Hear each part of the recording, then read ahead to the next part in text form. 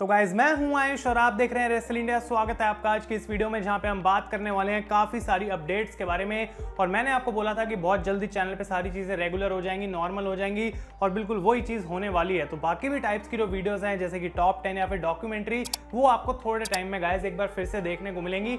एक चीज जो मैं आपसे पूछना चाहता हूँ ये है कि क्या आप चाहते हैं मैं आउटडोर जाके भी वीडियोज बनाऊँ रेसल इंडिया के लिए, तो वो आप मुझे कॉमेंट्स में बताएं। इसके अलावा व्लॉग चैनल की मैं अपडेट दे दूं कि बहुत ही जल्दी मेरा हाउस या रूम टूर आपको देखने को मिलेगा और उस पर भी मैं छोटी छोटी काफी सारी चीजें बनाने वाला हूं। तो स्टे ट्यून्ड रहे, सारी चीजें जो है वो बैक एंड में उस पर काम चल रहा है। तो वीडियो को स्टार्ट करते हैं बिना कोई टाइम वेस्ट करे गाइस। जो पहली अपडेट आती है वो है रिगार्डिंग ब्रॉक लेसनर। तो ब्रॉक लेसनर हम जानते हैं इस समय पे सस्पेंड हो चुके हैं और डब्ल्यूडब्ल्यूई ने कोई टाइमलाइन नहीं दी है कि कब उनका रिटर्न हो सकता है। तो यहां पे माना जा रहा है इंटरनली न्यूज के अकॉर्डिंग कि ब्रॉक लेसनर का जो रोस्टर है वो मंडे नाइट रॉ नहीं है, अभी भी फ्राइडे नाइट स्मैकडाउन ही है। इसका मतलब ये हो सकता है कि जब ब्रॉक लेसनर वापस आएंगे तो रोमन रेंस के साथ ही उनकी फ्यूड वहां से कंटिन्यू होगी।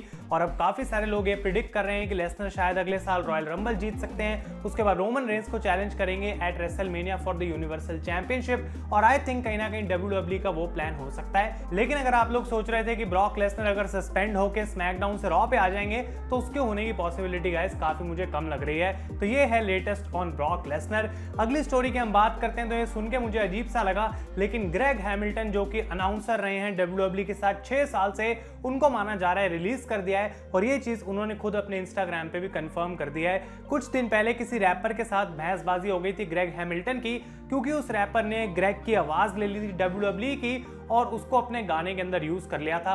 और ग्रेग हैमिल्टन को ये बात पसंद नहीं आई कि बिना उनकी परमिशन के वो चीज कैसे हुई, और वो उनको धमकी दे रहे थे कि भाई डब्ल्यूडब्ल्यूई के लॉयर्स तुम्हें सू कर देंगे।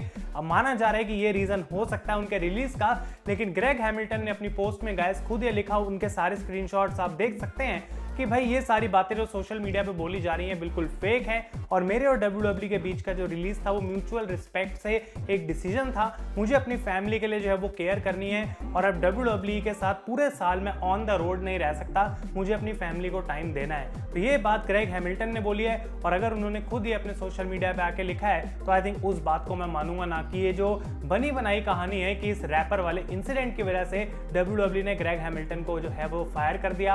अब काफी समय से वो डब्ल्यूडब्ल्यूई के साथ थे, उनके अनाउंसिंग भी मुझे पसंद थी और अब इंटरेस्टिंग रहेगा देखना कि उनको किससे रिप्लेस करा जाता है। अगली स्टोरी की हम बात करते हैं तो रिसेंटली गाइस रे मिस्टीरियो एक इंटरव्यू दे रहे थे और उनसे वहां पे पूछा गया कि किसके साथ वो एक मैच लड़ना चाहेंगे या फिर उनका इस समय अपोनेंट कौन हो सकता है। तो उन्होंने नाम लिया गाइस फिन बैलर का। वो बोलते हैं कि फिन बैलर को हमेशा से मैं फेस करना चाहता हूं इन द डब्ल्यूडब्ल्यूई रिंग और हम दोनों कुछ मतलब स्पेशल क्रिएट कर सकते हैं इनसाइड द रिंग, क्योंकि हमारा स्टाइल मैच होता है और हम स्टोरी वाइज भी काफी अच्छा कर सकते हैं। तो क्या आप लोग ये फ्यूड देखना चाहेंगे? डेफिनेटली मुझे कमेंट्स में बताएं। और भाई क्या ये वो फ्रेश चीज हो सकती है जिसकी अभी मंडे नाइट रॉ को जरूरत है? अगली स्टोरी की हम बात करते हैं तो कोडी रोड्स के बारे में कुछ टैग करके ट्विटर में लिखा जा रहा था कि आज से काफी साल पहले 2013 में उनका मैच हुआ था जहां पे कोडी और डस्टिन रोड्स लड़ रहे थे गाइस अगेंस्ट द शील्ड। और यहां पे कोडी रोड्स ने उस ट्वीट को टैग करके रिस्पेक्ट दी पूरी शील्ड को और उन्होंने लिखा these matches were dope, world class bunch of competitors. तो भाई इतना AEW वर्सेस डब्ल्यूडब्ल्यूई करने के बावजूद भी और सारे फैंस के ओपिनियंस आने के बावजूद कोडी रोड्स फुल रिस्पेक्ट दे रहे हैं यहाँ पे अपनी ऊसोस को और साथ के साथ रोमन रेंस को। तो उनको भी पता है कि भाई इनकी परफॉर्मेंस इस समय बिल्कुल नेक्स्ट लेवल पे चल रही है और कोडी रोड्स ने उसको अप्रिशिएट करा है, देख के मुझे भी अच्छा लगा। अगली स्टोरी की हम बात करते हैं गाइस तो ये वो सच है जो आई थिंक बहुत सारे लोग इस समय इग्नोर कर रहे हैं और जितना आप इसको सुनेंगे उतना ही आपको अच्छा लगेगा।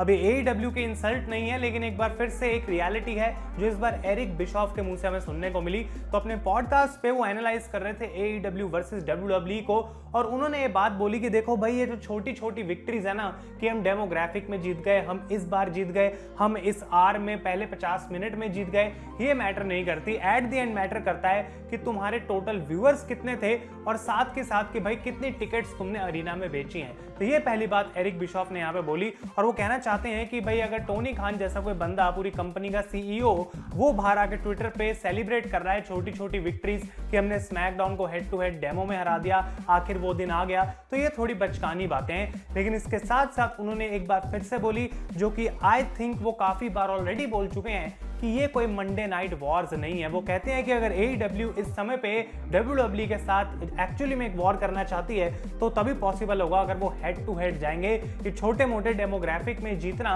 Is not called a war. तो आप लोगों के ओपिनियंस मैं जानना चाहता हूं इस एरिक बिशॉफ के कमेंट्स के ऊपर कि आपको क्या लगता है कि भाई ये बात उनकी सही है, या फिर अगर AEW बीट कर रही है WWE को तो उनको इसको एक बड़े तरीके से सेलिब्रेट करना चाहिए। हर बारी अपने ओपिनियंस कमेंट्स में बताएं। अगली चीज की हम बात करते हैं तो ये भी रिगार्डिंग टोनी खान है, और रिसेंटली उन्होंने अपने आप को मतलब कंपेयर करा या फिर हम कह सकते हैं कि मेंशन करा in the same tweet as Ted Turner. ये काफी दिन पुरानी बात है लेकिन मैं इसको डेफिनेटली कवर करना चाहता था, और उन्होंने यहाँ पे इस ट्वीट में लिखा कि टेड टर्नर को 1% भी नॉलेज नहीं थी रेसलिंग की जितना कि मुझे इस टाइम पे पता है। अगर होती तो आज भी WCW TNT नेटवर्क पे एयर हो रही होती। अब आई डोंट थिंक कि टोनी खान ने इस बात को जो बोला है वो गलत है, क्योंकि टेड टर्नर हमेशा से एक बिजनेसमैन थे, उनको ज्यादा रेसलिंग के बारे में पता नहीं था, और हम जानते हैं कि टोनी खान एक लाइफ लॉन्ग रेसलिंग फैन है। तो इस वजह से मैं कहूंगा कि ये बात सच है, लेकिन एक बार फिर से जिस तरीके से टोनी खान ने बोला कि 1% भी नहीं पता, आई थिंक ये वही चीजें हैं जो सोशल मीडिया पे सबको नेगेटिविटी दिलवाती हैं या फिर हेट कमेंट्स दिलवाती हैं। तो टोनी खान ने जो अपनी मतलब टोन यूज करी इस ट्वीट के अंदर, आई डोंट थिंक वो सही थी। और टेड टर्नर को अपने आप से जबकि उन्होंने कंपेयर करा, ऐसा लग रहा था कि टोनी खान अपनी प्राइड में बहुत ज्यादा जी रहे हैं। तो वो एक चीज है गाइस जो इस समय सोशल मीडिया पे काफी चल रही है, और आई थिंक ये वो पॉइंट है, मैं पहले भी बोल चुका हूं, जिसपे AEW को थोड़ा फोकस करना चाहिए कि वो ओवर द एज ना चले जाए, नहीं तो फैंस उनके अगेंस्ट टर्न कर सकते हैं। नेक्स्ट स्टोरी की हम बात करें तो ये WWE वर्सेस AEW का कंपटीशन तो चल ही रहा है, लेकिन ऑफिशियल गाइस जो एनालिस्ट हैं इन कंपनीज का मैं आपको नाम बताता हूं। लाइट शेड वेंचर्स से ब्रैंडन रॉस और बार्कलेज मीडिया से डेविड जॉयस, इन दोनों बंदों ने सारे स्टैट्स को कंबाइन करके जितनी भी इंफॉर्मेशन इनके पास अवेलेबल थी, एक इन्होंने कंक्लूजन निकाली है, रिजल्ट निकाला, और ये बता रहे हैं कि भाई AEW इस समय ऐसा नहीं है कि WWE को बहुत ज्यादा दिक्कत दे रही है, लेकिन अगर करंट रेटिंग्स जो हैं, करंट डेमोग्राफिक रेटिंग्स जो हैं, और जो रिवेन्यू AEW जनरेट कर रही है, अगर उसको काफी लंबे टाइम तक यानी कि 2-3 साल तक कंसिस्टेंटली मेंटेन करा जा सकता है तो WWE को एक काफी बड़ी दिक्कत वो दे सकते हैं। और ये भी माना जा रहा है कि इकोनॉमिकली अगर काफी ज्यादा वैल्यूएबल है एडवर्टाइजर्स के लिए AEW, तो आने वाले टाइम में उनको और भी ज्यादा पैसा मिलेगा। और हम जानते हैं गाइस कि सबसे ज्यादा पैसा मिलता है अगर 18 to 49 के अंदर व्यूअरशिप काफी अच्छी आ रही हो।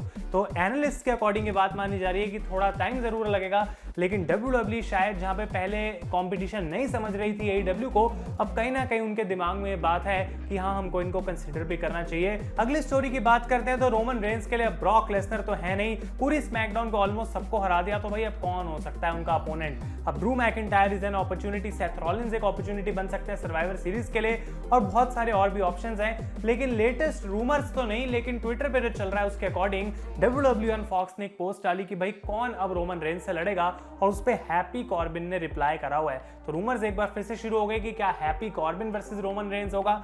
अब अगर ऑनेस्टली बताऊं तो मैं ये मैच बिल्कुल भी नहीं देखना चाहता हूं, क्योंकि भले ही दोनों का गिमिक अलग हो, रोमन रेंस और बैरन कॉर्बिन की फ्यूड हम पहले बहुत बार देख चुके हैं, और वो चीज अब मुझे करनी नहीं है। तो डेफिनेटली वो मैं नहीं देखना चाहता हूं। क्या आप लोग चाहेंगे मैच देखना for the universal championship? Definitely मुझे कमेंट से बताएं। और आज की फाइनल स्टोरी में हम बात करते हैं एक ऐसी चीज की जिसको पढ़ के मेरे को विश्वास नहीं हुआ कि विंस मैकमैन ने आज तक डैनियल ब्रायन को रोमन रेंस जितना बड़ा स्टार नहीं माना। और ये रिपोर्ट आ रही है डेव मेल्जर की तरफ से, वो कहते हैं कि ये बात बिल्कुल सच है कि WWE डैनियल ब्रायन को एक टॉप स्टार कंसीडर करती थी, इसकी वजह से उनको रेसलमेनिया मेन इवेंट दिया गया, जितने भी सारे मैचेस उनको दिए गए वो सब कुछ हुआ, उनका करियर काफी अच्छा रहा। लेकिन एट द एंड अगर रोमन रेंस से विंस मैकमैन कंपेयर कर रहे हैं डैनियल ब्रायन को, तो ये दो बंदे सेम लीग में नहीं है। विंस मैकमैन को ऐसा लगता है कि रोमन रेंस मेरी कंपनी का फेस बन सकता है, और इसकी वजह से उन्होंने रोमन को चुना। लेकिन हम सब जानते हैं कि डैनियल ब्रायन की स्टोरी कुछ अलग थी, फैंस की वजह से विंस मैकमैन को वो डिसीजन लेना पड़ा था। तो क्या आप इस बात से एग्री करते हैं कि डैनियल ब्रायन